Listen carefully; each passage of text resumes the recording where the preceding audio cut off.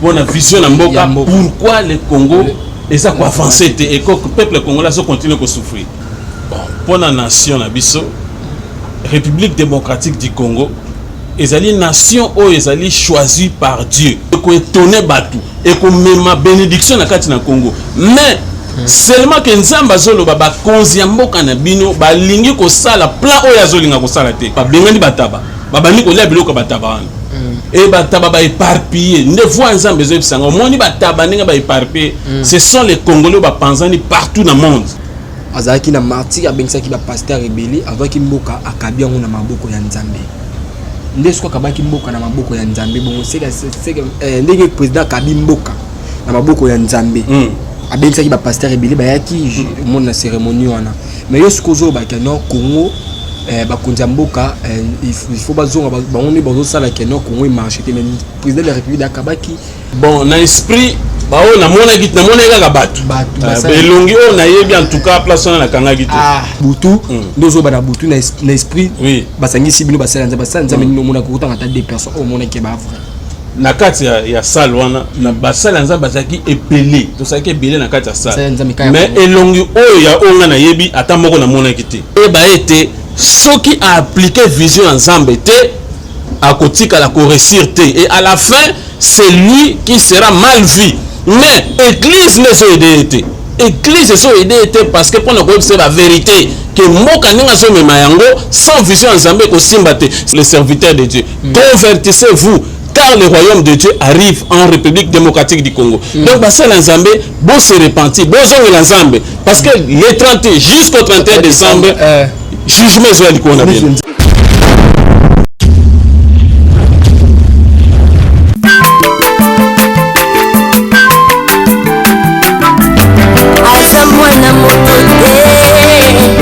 Sangai abangwa ni pete boa wangata kambe ya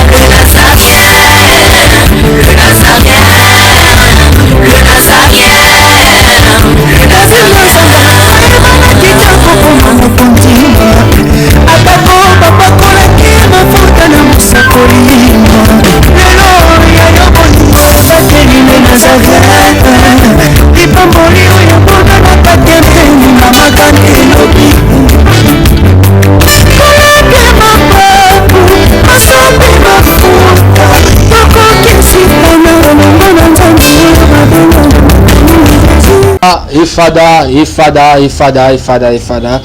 Thank you Fada, Chami fidèle, balandi nous sommes toujours besoin kalibaku ya kwa biso na kata chaîne bino ya les Nazariens TV na cadre émission na bino table sainte vous a présenté par votre humble serviteur Dadi Mukwaya. Je dis un grand merci à l'équipe Mobimba et les Nazariens TV, un grand merci à la servante de Dieu Mama Tiffany Mokwa pour la confiance au Pessinga. Je dis aussi un grand merci na Jirese Ozasi ma caméra Alain Kaka Lobo Kwanzambe Ozana Régie. Lelo table sainte nazana prophète Guilherme le prophète Guilherme Nzei, tu as le prophète Guilherme Nzei awa yende toroyo kaye par rapport à message nini o ya memeni bino. C'est avec lui nous allons nous entretenir tout au long de cette émission. Avant d'abord on a présenté bino le prophète Guilherme non c'est dans la régie a vraiment cantique oyo ils ont diffusé bana nzambe oyo ça la bana nzambe lokumu ya la servante de Dieu Mama Tiffany Mokwa et puis on se retrouve après cette chanson. Alléluia. Merci le roi de rois.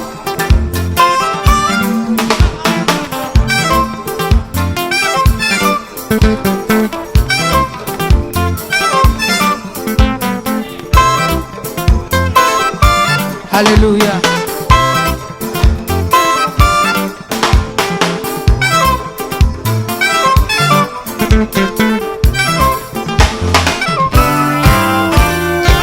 Tombola maboko na yo likolo. La kisa maboko na yo.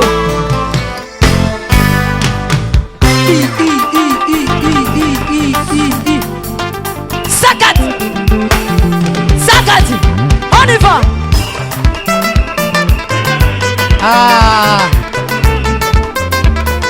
Salaboye. Assis sur son trône. Salaboye. On y va. Assis sur son trône. Encore.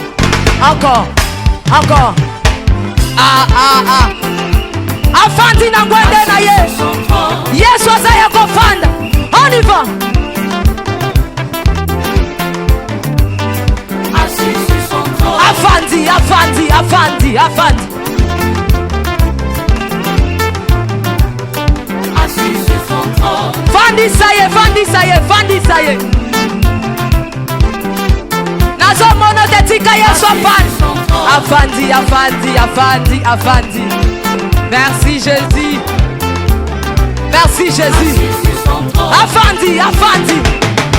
Salaboye. Salaboye. Salaboye. Gatela yesu le sako. On y va. Gatela. Gatela. Gatela. Gatela. Gatela. Gatela. Kaka. Kaka. Yambalo ya taba ministre bakokata. Nazolo bakatela yelo sako. Katela yelo sako. Katela. Katela. Katela. Nazo monote. Nazo monote. Nazo monote. Nazo monote. Salangobo. Dose. Tolobi à tout. Yoka. Merci. Tolobi boye. Yambaloyo. Ataba ministre bakokata. Ataba généraux bakosala nini? Ataba ministre bakosala nini? Ataba président. On y va.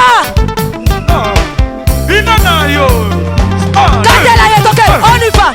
Voilà, les bichons, ils ont le plaisir, le philomène, quoi, la montée, ma business de Yombo, pourquoi pas à celui qu'on appelle 3 fois boss, Jack Pro depuis France, la biche chant, ou le sang comme on vraiment tant au Yokango, et ça va vraiment plaisir. Non, si on a la girasse, on a ma caméra, à fond la caméra, on a présenté le prophète Gulen. Bonjour l'homme de Dieu. Bonjour, au Panzi Sango. Sentez bien par la grâce de Dieu. Vraiment que le Seigneur vous bénisse. Abonnez-vous sur les Nazaréens. Depuis si bien monter na comme na Jésus Christ. Ok, merci vraiment l'homme de Dieu. Moi gentil par rapport à tout nion sur bazui libakwa ko la novi que zape mba no ya liboso ya ko les chaînes biso moi gentil no ko ça par rapport à tout sur bazui libakwa ko la bilan c'est mo on a kopesa bandeko bazolanda biso nazoyebisa bango ke sali ezaka kana kombo na Jésus Christ. Lelo to memeli bino kaka kombo moko eleke ba kombo nyonso. O ezali Jésus Christ azali mokozi pe mobikisi na biso. La Bible dit dans Romains 10:9, si tu confesses de ta bouche le Seigneur Jésus-Christ, si tu crois dans ton cœur que Dieu l'a ressuscité des morts, tu seras sauvé. Bien-aimé, eza malade ozanango, eza ba problème ozanango, eza la makambo nyonso ezotungisa yo. Bana na yo, makambo elekeli yo. Yeba ke kolo Yesu Kristu nde azali mokozi pona kokangola yo e lelo na nguya molio mosanto lolengo zolanda biso tika ete kimi ya Nzambe ekota na bandako na bino kimi ya kolo Yesu Kristu eza la partage na bino mokola lelo na kombo na Yesu Kristu.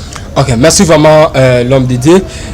Toko tambala moko na émission na biso na message na yo message ni o memeli bana ya Nzambe o ba parce que benga biso biko za message pour na nation to ba message no menon to bana na nation message ni toujours la nation. Bon, pour la nation na biso République démocratique du Congo ezali nation o ezali choisie par Dieu pour na ko démontrer puissance ya Nzambe na sena moyo oyo na tango ya suka na temps o tozali lelo banzambe baza ebele banzambe ya mwindu bazali banzambe ya mindele bazali banzambe ya mai ya bazamba ya makambo nyonso et Nzambe alingi amimonisa ke il est le véritable Dieu qui a créé le ciel et la terre, l'unique et le vrai Dieu en Jésus-Christ notre Seigneur. Yango Nzambe na tango ya suka a choisir République démocratique du Congo pour servir na tango na suka na évangile selon Ésaïe 18 du 1er au 3e verset au kiti ti na 7e verset ndé ko mona mission prophétique pour la République démocratique du Congo. Okokene na Matthieu 21 le 43e verset okokuta mission au Congo azana yango lolengo monaki na Égypte l'autre fois tangu Moïse à travers Dieu a frappé le peuple égyptien à 10 plaies yango histoire auto tanga kati lelo et la qui sa puissance ya Nzambe Nzambe a fongola main rouge Moïse a frappé Pharaon à 10 plaies o etikala histoire ti lelo nde yango eloko Nzambe alingo sala na kati na Congo na tango tozana ngo ya suka ete Congo baseki yango Congo ebongaka te Congo eza lokola maudit ndenge bato balobaka or nzambe aza na plan na ye aussi abongisa wuta éternité oyo elingo sala na Congo ekoétonne bato ekomema bénédiction na kati na Congo mais seulement que nzambe azoloba bakonzi ya mboka na bino balingi kosala plan oyo azolinga kosala te nde yango ozomona Congo ezo évoluer te nde yango ozomona baproblème bakongolais bakomi éparpillé na monde na koprofite na pesa vision moko nzamba lakisaki nga premièrement namoni bataba bazolia biloko na bango bataba bazali kolia bangombe ya minene bayena maseke bakoti babani kolia babengani bataba babani kolia biloko bataba wana et bataba ba éparpillé nde voix nzambe zo bisanga moni bataba ndenge ba éparpillé ce sont les Congolais ba panzani partout dans le monde ba grande puissance ba yé ba zu richesse na bango babani kolia yango et bango ba komi concentrer tuer entre eux ba komi ko égoïsme koti koyina na koti et ba panzani partout dans le monde ba grande puissance ba komi ko récupérer richesse ba koti ba guerre na est guerre aussi la té et tozo kene de désolation en désolation. Pourquoi? Parce que Dieu nous a dit l'église est incapable de remonter des Fiwana. Il est en train d'élever une autre armée pour surmonter des Fiwana et Congo et quand on a destin. Et Nzamba Zoloba que soki bakonzambo kana bino ba tosi makambo na Zoloba te que il faut pas convoquer réunion moko solennelle ba appliquer vision na mboka na bino ko kenetu et Dieu va frapper encore très fort jusqu'à ce que bakonzambo ko ba s'agenouiller devant la vision de Dieu. Voilà message on nzamba la question. Voilà message on nzamba pesa kingai pona vision na mboka pourquoi le Congo et ça quoi avancer et que le peuple congolais continue à souffrir. Mais l'homme de Dieu a autre betali solo il y a vision na aucun vision na mais tout moni awa le président Félix Antoine Tshilombo au président il y a RDC la République démocratique du Congo tant oiseau qui pouvoir tous on en ciment tant oiseau qui pouvoir azaki na martyr abengisa ki ba pasteur rebelle avant ki mboka akabia ngona maboko ya nzambe ndesko kabaki mboka na maboko ya nzambe bongo seka ndenge président kabi mboka na maboko ya nzambe abengisa ki ba pasteur rebelle ba yaki monde na cérémonie wana mais yo skozo ba keno Congo bakonza mboka il faut bazonga baone bazo sala keno Congo marché te mais président de la République akabaki nani mboka na maboko ya nzambe c'est que le président de la République sala ki ezaki na enregistre ba théâtre ba mise en scène. Non, c'est une très bonne question au Tuninga. Les jours où le président de la République a sangissé que dans le stade, à Zimboka, a dédié à Maboko ensemble. La même nuit, Dieu nous a rassemblés en esprit. Na kata palais du peuple. A sangissé biso basali na spirituellement. Na kata palais du peuple. Abimi likolo place président assemblée nationale à Zalarakuna. Na spirituellement. Azo sabiso alobi sikoyo na Zimboka oyo na maboko na ngai moko. Lolenge ya pesa yango na zwi yango. Nation asangi biso basala nzambe nyo mona na paye lipe bonza asangi bino na esprit bon na esprit bao na mona git na mona kaka bato belongi o na yebi en tout cas place na kanga git o na yebi nzamba asangi sibino ya mona bijiga to ça belé kasi basali nini o mona gikeno o baza ba ouin na mboka na biso o baba ouin o jour na nzamba ton président atiki mboka na bo nzambe skolo na butu ndozo ba na butu na esprit basangi sibino basala nzambe no mona ko tanga ta deux personnes o mona ke ba vrai na kati ya salle wana na basala nzamba zaki epelé to saki ebelé na kati ya salle mais elongi oyo ya onga na yebi ata moko na mona kité là je suis sincère devant Dieu o na yebi place na mona kité na muto mona de na mona ke longi ata moko na yebi na mona kité ata moko na yebi na mona na vision za kité na mona oh dans ce ça clairement oh nyo songa na yebi na mona kité tu fois des fois nzambe a voilà ka ba face à bato a ko voiler yo mona ka bato en esprit moni bato mais quelques-uns au toyebi bien toyebi te ba ko se retrouver pe wana mais tellement nzambe a voilé bango na mona ki bango te et Dieu nous a dit cette nuit là à Zimboka na maboko na ye. Alors quelqu'un qui a fait à côté de moi ou azaki pembe na ngai bisinga lobini abi o moni ndenga lobinde wana siko nous devons prier encore très fort parce que à Zimboka na maboko na ye. Nzambe a telemi abimi na salle. Maintenant la voix commence à me dire ceci. Alobi oyoki ndenge alobi soki ba konza mboka na bino ndenge ba pese mboka ba yokani na yete ndenge simi mboka bakokende bakosala eloko moko te pays ekocontinue toujours kaka ndenge wana et bakoforcer dans tous les sens eloko moko résultat malamu ekozala te yango moni tous les projets bazosala bazodétourne mbongo basala oyo ezosimba te basala oyo badétourne bameka oyo ezosimba te pourquoi parce que bazoappliquer vision ya nzambe te baappliquer vision ya nzambe te bino bapasteur bomoni ke non bakonza moko baappliquer vision ya nzambe te. Qu'est-ce que vous les pasteurs, vous les chrétiens, vous les serviteurs de Dieu, pasteurs, parce que entourage à président ça peut pasteur pasteur entre bino et simba pété so boké beaucoup un chef de l'état pour moi parce que bo banga le chef de l'état boy soit FAP sangara mbongo bino bino bo bunda pour na mbongo président de la République parce que vision ya mbongo marché né c'est bino bo exemplaire. Bon. Et là, on le besoin solo. Pourquoi ça m'a condamné l'église? Ça m'a dit l'église est faible. Et ça qu'on résister devant ba politicien. Ndé on se mona mboka et ça ko saini et ça ko évoluer té. Ndé on ti ko lo ba wana. Ba sale ensemble o ba za pembe na chef de l'état. Est-ce que makambo biso to solo ba yebi yango? Point d'interrogation. Maintenant, église ezali affaiblie. Église ezali mal réputée. Ndé on se mona tous na te soto ko tanga na 2 Pierre chapitre 2 du premier au deuxième verset. Net on comprend que la voix de la vérité sera calomniée à cause d'eux. Pourquoi bateau ba baby c'est réputation église. Basa l'ensemble ba komika bateau moko ba mendiant, ba komi bateau moko toujours mal vu, ba komi bateau moko négligé. Alors quand Dieu maintenant est en train de parler, moyen ba konzambo ka ba pesa bino valeur exacte. Pourquoi? Parce que place bisika ba kena ko invoquer pour que se retrouver place on na basa l'ensemble wana. Place basa la ka makamna bango mabe ko détourner ba mbongo wana ba pesa basa l'ensemble. Alors comment nos autorités ou soit le président de la République à cause de la censée ayo que la source église, c'est ça le problème. Il y a aussi mon abisso lelo to so bien na média. Pourquoi? Parce que to yebi moye musu to ko joindre bangote na ko observer comme exemple de konanga journaliste na 2020 na mona ki vision ya coup d'état na kat na mboka na yeko mona vision ya Jean-Marc Kabund ndenge ba suki na elelo en 2020 na sala ngo par écrit na sala ngo par écrit na kena kotika ngo na siège na bango na limité ya IDPS na tikela moto ba bengaka Albert Lotengo so ba tuni ba yebi na tikela message par écrit alors on a kenda kinanga. Mais pourquoi makambo ne combien Jean-Marc Kabund et combien pourquoi ce sont des gens ou bien soit soit qui message ou soit et comment quitter ni heureusement na que tous na ba média pourquoi pour na ko alerter bango que sans vision en Nzambe et là comment peut ko sala maté coup de Jean-Marc Kabund yo muto mona ki yango non il y a président de la République en 2020 à 2020 lelo Jean-Marc Kabund na suki boy na IDPS yo pour mona ki na mona ki yango déjà en 2020 s'il vous plaît na 2020 so ça qui Jean-Marc Kabund le par exemple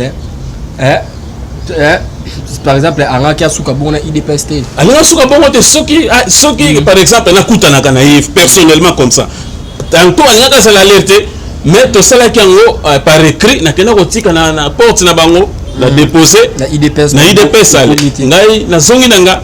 Mais ce que monique lelo église ezosala mal répété église ezosala considéré c'est à cause ya bateau babenga soi-disant ba grand ou quoi que ce soit là bango bazu évangile ensemble ba BBC bazu église ensemble ba BBC et la voix de la vérité maintenant est calomniée à cause de ces gens là. Est-ce que message ni les prophètes Gulon message ni Léon pour le chef de l'État? Pour le chef de l'État c'est encore deuxième fois dans mon vision et c'est que dans une manifestation publique cortège ya chef de l'État et Zoya na katina manifestation publique et soudainement na yeko mona ba tirer sur un officier supérieur à Zalaki à quoi sur place tant à quoi masase bano beta bato bazali pembe bano ko ya bazo kufa et amoko cortège amoko zamboke sanini et tourner et bandi ko songa be hélicoptère et mati likolo masase bano beta bato bano ko ya bazo kufa place wana. Maintenant ça reste à vérifier. Tant que le cortège est balouki et bandi kozonga vision et katiwana. Alors et kati. Maintenant ça reste à vérifier est-ce que cortège wana et kozonga nanda ko koma ou bien et ko komate. Tant que sentinelle ndé to so alerter bango ba so ba précaution na bango. Pourquoi? Parce que so mabe komeli bango ezana mutu na bisote selon Ézéchiel 33. Voilà papa journaliste. Ça reste à vérifier. Est-ce que coup d'état cortège donc ils ont tentative d'assassinat du chef de l'État. Voilà. Nous avons une vision. Maintenant ça reste à vérifier. Est-ce que cortège est zonga malamu ou bien ko suka na nzela c'est à eux maintenant de prendre des précautions. Oh, mais ça, je veux pas. Oh, ça chef de. On a ça pour Mokonzamboka. Et Mokonzamboka, il faut aller avec beaucoup de respect et considération. Aller été ce qui a appliqué vision ensemble était à côté à la correcture. Et à la fin, c'est lui qui sera mal vu. Mais l'église ne s'est aidée. L'église s'est aidée parce que pour nous c'est la vérité. Que sans vision ensemble c'est la même chose avec Joseph Kabila à l'époque. À ce qui mal vu, à ce qui finit, à ce qui critiquait et tout. Et les gens croyaient que c'est lui qui était la malédiction. Or non, la malédiction, c'est l'église qui a été faible pendant que et a réussi ce qui était à cause de appliquer vision ensemble. Mais l'homme de Dieu, dans le monde, trop, aux autres que nous basons trop dans l'église, l'église, ils ont aidé beaucoup à l'église. Mais surtout, vous avez bien la carte de l'église, entre vous les pasteurs, vous n'êtes même pas digne, vous n'avez même pas vous n'avez même pas na quoi point ni pour la salle Nzambe, vous n'avez même pas exemplaire, voilà, vous n'avez même pas exemplaire siko bino siko par rapport à peu bien mettons en temps est-ce que bino va servir d'aider autant pour la bien té allez bino va servir d'aider boyo kanisa entre binoté bazo publier bino ba sexe ta papa pasteur ko mona lelo ba pasteur ba yela biso ba vaseline ba yela biso ba soyi et tout consort mais tant ce qu'on ba église les était tandis que bino na bomicité entre vous ce que on nous on que un mois peut payer zo marcher bien tel homme. C'est ça le problème. Nzambe azo pe sa faute na église nde yango moni Nzambe azo élever armée ya sika Nzambe azo élever génération mususu pona koya siko ko appliquer vision Nzambe pona mboka na biso. Église ndenge oti koloba wana il y a des gens oyo Nzambe abenga bango te. Nzambe abenga bango te mais ba s'infiltrer na makambo Nzambe. Soko tangi na 1 Timothée autant na 1 Timothée chapitre 4 bani na premier verset kititi na 3e. Okomona ete batu mususu baza appelé te na makambo na Nzambe. Ba s'infiltrer na makambo na Nzambe. Ba mi koti si bango moko ndeso mona batu wana il y a les gens oyo basa ba héritier basa même pas appelé na ba chanter ozo mona wana bata vaseline basa bato ba benga maté na côté ya batu mais c'est là-bas où monsieur bazana ba premier basa bato ba benga maté na côté ya batu mais comment ba se retrouver l'évangile ozo mona batu ozo même désolation baso même désolation baso même makambo et puis bato ngonde ba koza mboka basaka na bango ba koza mboka et bah ça bango confiance et maintenant si ko église ya ndenge wana comment et ko faire face na makambo ezeli na ce pays et ko faire face te ndengo moni Nzambe za ko refonder l'église et na message on za pesi biso pour l'église jusqu'au 31 décembre Nzambe zo bana bato bazo prétendre ko servir Nzambe mais bazo servir yete surtout ba serviteur de Dieu grand entre guillemets ba wana ba bengaka Nzambe lobi tu le 31 à frapper bango da ba maladie moko makasi ba miso ba ozana ba AVC ba miso ba kokota bandako je parle tant qu'un prophète du Seigneur si je suis le prophète établi par cette nation par Jésus-Christ établi dans cette nation till le 31 décembre okoyoka makambo le kambe église ba maladie moko sérieusement et l'armée de Dieu doit prendre la relève pour appliquer la vision de Dieu dans notre nation. Ok, merci vraiment l'homme de Dieu. Voilà. Au lobby qui a sorti le 31 décembre, il y aura des malades, des pasteurs, des AVC, des gens frappés. Il y a le 31 décembre. Mais l'homme de Dieu a été sur la génération, le lobby qui est génération, génération sous ses eaux, mais au pays balikan et en bas on trouve ça l'ensemble génération oh les cam tout ce qu'il y a génération résister génération ce que génération utile les quand génération ni nos lobby là. Génération tozolobela eza génération oyo Nzambe azotia makambo asika même na ba papa miso bazawana il y a des hommes de Dieu sérieux o bazosala Nzambe ya solo bazali maintenant Nzambe azope sanction mususu pour la vision ya Esaïe 18 parce que Congo eza na charge d'évangélisation na Afrique na monde entier et ça pour nous préparer le retour à Seigneur Jésus-Christ alors Nzambe azo sala azotia armée na yasika pour nous faire face na biloko wana et appliquer la vision de Dieu. Il y a Esaïe 18 Matthieu 21 43 ils allaient appliquer na kat na mboka na biso même ba papa miso bazali wana basa ba papa basala Nzambe na ndenge solo bazali na ba jeune pe baza conscient appelé par Dieu pas de s'aventurer tous os basango tous os ba pele belé ba to so benga biso na papa tela oya sali biso boy asenga biso masikoke batu boy ce n'est pas bon. Ce que vous otangi Dans le livre Pierre, il y a Pierre chapitre 3. Au grand 9 Pierre chapitre 3, 9 verset. Au quand Zamba zo lobani, Zamba zo senga bato ba se repentir. A zo lobani, Zamba lobi que il use de patience afin qu'aucun périsse, que tous arrivent à la repentance. Repentez-vous les serviteurs de Dieu. Convertissez-vous car le royaume de Dieu arrive en République démocratique du Congo. Donc bah ça l'ensemble, bon se repentir, bon zonge l'ensemble parce que les 30 jusqu'au 31 décembre jugement soit du Congo. Bah ça ensemble au moins la vision ensemble ba ba se repentir parce que ceux qui ba se repentir ensemble frapper monter les 31 décembre nous ti banane. Baza est belé. Baza est belé. Baza est belé. Bon, tu vas comment on a bango to kotanga parce que ba misusu ba ko profiter na ba makambo boye. To tangi ba comment na bango mais tout ça ba message pour na bango. Il faut ba ça ensemble ba se repentir. Ba se repentir. Ba ça ensemble ba zanani. Ba oyo ba ça que ba chantre ba comme ba pasteur. Ba se repentir. Ba se repentir. Bah il y a autre monde bah ça bah détail belé parce que bah ça appelé dans les 5 ministères bah tika ko sala musala bah so rendre service à Dieu sans sa propre volonté bah tika yango jugement ezako ya si bah yoka bah sanga bah message bah so na bah venti to se ça bango que jusqu'au 31 décembre sinon jugement sur le calicon. J'ai écouté ça le 14 mai vers 4h du matin na voix audible nzamba zo ibsanga alobi ti le 31 décembre yebisa bango ba onyo so bazo prétendre bazo salela nga or bazo servir nzambe mususu ba se repentir sokite malade ndezo ya malade grave au côté bango na bandako. OK, voilà l'homme de Dieu toko bala émission biso toko mala suka émission na biso balobi TV Zangonga. L'homme de Dieu avant to kabwa non article au moins 5 minutes exhortation par rapport à ba peuple de Dieu au ballon de enseignement. Avant to kabwa na le prophète. Oui, to ceux qui exhorté ba on tanga na Genèse Genèse chapitre 1. Genèse chapitre 1 le 26 au 28e verset. Genèse chapitre 1 26 à 28. Bible zo bana bisobo. Puis Dieu dit, faisons l'homme à notre image, selon notre ressemblance, et qu'il domine sur les poissons de la mer, sur les oiseaux du ciel, sur les bétails, sur toute la terre, et sur tous les reptiles qui rampent sur la terre. Dieu créa l'homme à son image. Il le créa à l'image de Dieu. Il créa l'homme et la femme. Dieu les bénit.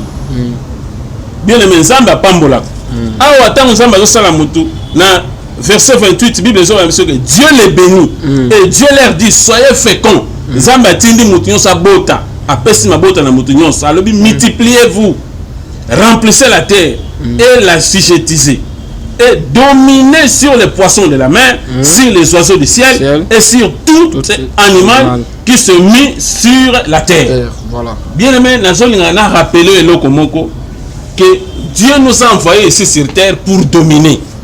Pourquoi tu as dominé? Parce que nous ne sommes pas des hommes spirituels ou des femmes spirituelles. Bible que Dieu a dit faisons l'homme à notre image. Or, ce qu'on a Jean chapitre 4, le verset 24, la Bible dit quoi? Dieu est esprit. Il faut que ce qu'il invoque en esprit et en vérité. Bien aimé, je te dis, pour dominer ici sur terre, au long à malade, au long à passe, au long à problème, il faut un homme ou une femme spirituelle. Si on remarque dans le livre à Job, le verset 30, le chapitre 32, au 8e verset, Job a dit, mais en réalité, dans l'homme, c'est l'esprit. Or, quand tu crois au Seigneur Jésus-Christ comme Seigneur et Sauveur, selon Romains 19, tu deviens un esprit, au botami spirituellement. Alors, ils ont un esprit et cola. Pour être esprit ce sont des principautés, les esprits anciens. Il faut un esprit ancien, il faut un mukolo. Parce que si on a 2 ans, on a 20 ans, il faut un grand, spirituellement. Alors, esprit est un biloko il y a pour être esprit et cola, au comme à niveau de Galate 5, 19 au Kiti. Au comme un homme ou une femme spirituelle. Et ça, biloko il y a esprit il y a l'ilobana ensemble.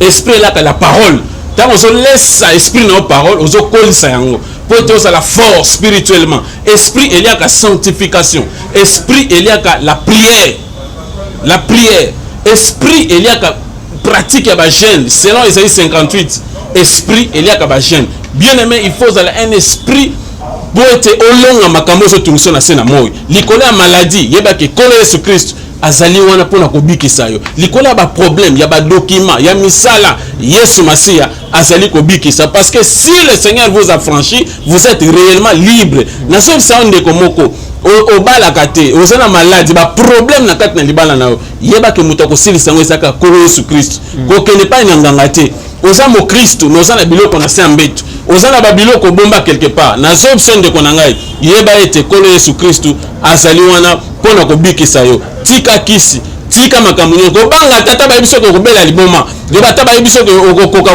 ko tika ngote siloto ko kufa bien aimé Yesu Christ azali wana pona biso et il nous a envoyé uniquement pour vous mes bien aimés dans le Seigneur. OK, merci vraiment le prophète Gulon. Nous sommes arrivés à la fin de notre émission. Mot de la fin par rapport à Mambo Lobby, merci pour notre prédication. Numéro de contact, il y a le prophète Guilé affiché en cours, le prophète Guilé. OK. OK, et le basouka na koyebisa na peuple congolais partout où vous êtes dans le monde. Nzamba zo sabino boye. Botika ko sala ba culte ba personnalité, ko yembela ka ba politicien. Ko yembela ka mutu moko soka ye au monde ka président e bo banze bozo yembela ba politicien. Ba comme ma solution mon côté na mboka na biso sans la vision de Dieu. Bako ko sala mais ils n'arriveront pas à donner la joie au peuple congolais. Yango to so sabino bien aimé partout où vous êtes, repentez-vous et convertissez-vous. Car le royaume de Dieu arrive en République démocratique du Congo. Nazo senga le peuple congolais, laissez ces gens-là. Botika ko yembela bon et des fois ils ont la capacité yako exercer toi na quelque part aux amba personne mais yo za pour le yembela mutu pour adorer quelqu'un. Donc même yo ko sala mayele na pour personne na mboka. Nous ça na sima mutu pour yembela mutu et Dieu est contre culte ya personnalité. Bien aimé, repentez-vous et convertissez-vous. Croyez au Seigneur Jésus-Christ. Vous serez sauvés, toi et ta famille. Numéro na biso ezali plus 243 85 18 55 709 plus 243 85 18 55 709. Que le Seigneur Jésus-Christ vous bénisse tous là où vous êtes. Motume liboso avant les prophètes comment mutu akoki kokoma homme spirituel ndenge nini akoki kokoma homme spirituel mutu pour comme homme spirituel Akola. Premièrement, il doit accepter Seigneur Jésus-Christ comme Seigneur et Sauveur. Selon Romains 10, chapitre 10, le verset 9. Soka yambia siloko la mokonzi pe mobiki si abotami siko spirituellement. Et tant abotami Seigneur la kola ngo tuniwa. Ko kola mbangu dans le Seigneur et senga anime et senga ka mutu il faut kotanga liloba nzambe. Parce que la Bible dit vous connaîtrez la vérité et la vérité vous affranchira. La vérité c'est la parole, la vérité c'est Jésus-Christ lui-même. Il faut commencer à pratiquer les jeûnes selon Isaïe 58 pour pratiquer les jeûnes et prière. Prière Matthieu 6:6 aux obons de l'ensemble. La prière, Bible dit prier sans cesse. Ils ont collé ça spirituellement. Ils ont collé ça, ils ont collé pour être faire face. Na Babylone qu'on surtout autour ça bon moyen. Esprit il y a qu'à sanctification. Esprit il y a qu'à sanctification. Esprit il y a qu'à la pureté. Donc moi quelques biloko ils allaient belé mais moi ndam moi les a clés pour être et comme ça maturité ou comme on a maturité spirituelle pour te longa bitumba famille na yo olonga nyonso je tout ça bon moya. Mais la Bible nous dit ce qui est un esprit reste un esprit reste un esprit. Ce qui est physique et ce qui est rien physique. Oui. Si qui par exemple mutu l'esprit naï azar riche a-t-il l'esprit que je suis riche. Si ko arosa la ndenge pour ebi mabe na physique azar riche. Pour aider la physique, il faut exercer au babengani. Mais spirituellement, amitié qui est assez riche. Il faut pratiquer. Et pour il faut d'abord la sanctification. La Bible dit que dans Hébreux 12:14, recherchez la paix avec tous et la sanctification, sans laquelle personne ne verra le Seigneur. Donc voir le Seigneur ici sur terre, voir le Seigneur, ça commence ici sur terre. En éternité. Donc il faut la paix avec tous et la sanctification.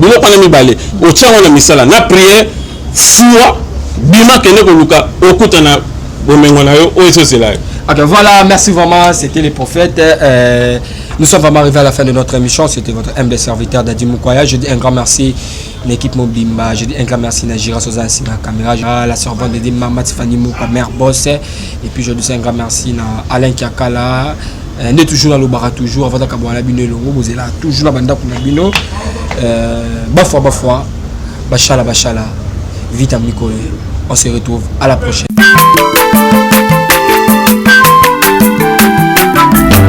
Aza mwana moto te, o akosa ngai.